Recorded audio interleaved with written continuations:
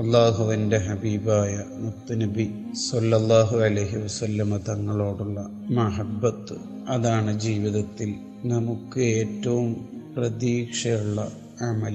ആഖിറത്തിൽ ഏറ്റവും കൂലി പ്രതീക്ഷിക്കാവുന്ന, അതുകൊണ്ട് വിജയിക്കാനാവും എന്ന് കരുതാവുന്ന അമലാണ് മഹബ്ബത്ത്. മഹബ്ബത്തിൻ്റെ അനിവാര്യതയും മഹബ്ബത്ത് വെക്കേണ്ടതിൻ്റെ ആവശ്യകതയൊന്നും ബോധ്യപ്പെടുത്തേണ്ടാത്ത വിധം നമ്മൾ ക്ലാസ്സുകളും പ്രഭാഷണങ്ങളും കേട്ടവരാണ്.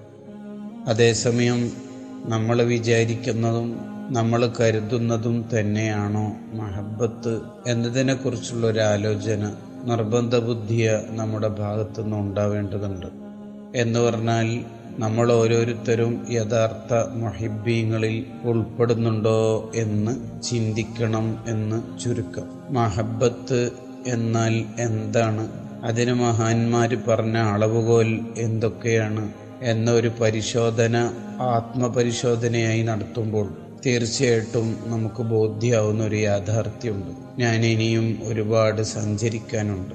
യഥാർത്ഥ മഹബ്ബത്തിൻ്റെ ചെറിയൊരു കണിക കിട്ടിയതിൻ്റെ പേരിൽ, അല്ലെങ്കിൽ ചെറിയൊരു സ്പാർക്ക് ഉണ്ടായപ്പോഴേക്ക് എൻ്റെ മഹബ്ബത്ത് പൂർത്തിയായി, എനിക്ക് വലിയ മഹബ്ബത്തുണ്ട് എന്ന് ചിന്തിക്കുന്നതാണ് നമ്മുടെ ഒരു പ്രശ്നം. മഹബ്ബത്ത് എന്ന് പറഞ്ഞാൽ വർദ്ധിക്കുകയും കുറയുകയും ചെയ്യുന്ന സംഗതിയാണ്.